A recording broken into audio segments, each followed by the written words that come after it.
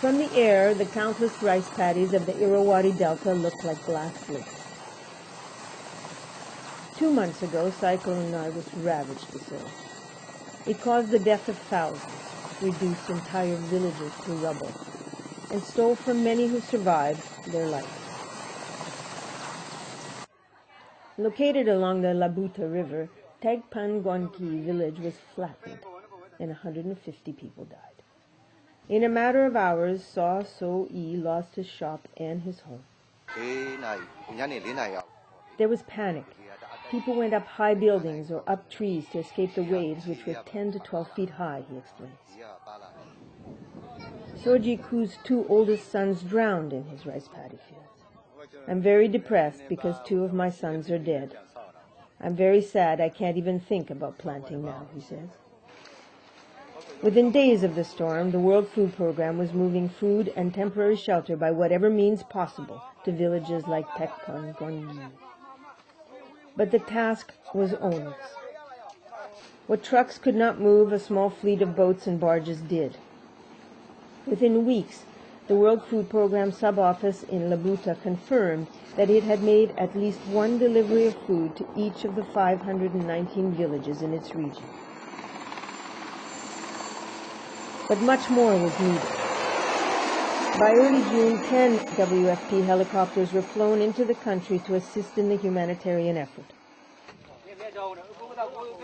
UN agencies and NGOs were now able to deliver food and household supplies to remote places like the island of Kantang. Chris Kay is WFP's country director in Myanmar. The fact that they have, over the course of the last week, been able to reach places which had actually not been reached by anybody at all tells you very clearly that they've had a very significant and very important role. But the successes were matched by the challenges. In Labuta, emergency refueling to make 1 more drop was rudimentary. In Titpolgi, the WFP helicopter had to make a daring landing to bring much-needed tarps. Some deliveries were particularly impressive. In Bogale, a water purification unit had to be pushed to the outskirts of the town, to a road where a helicopter could land.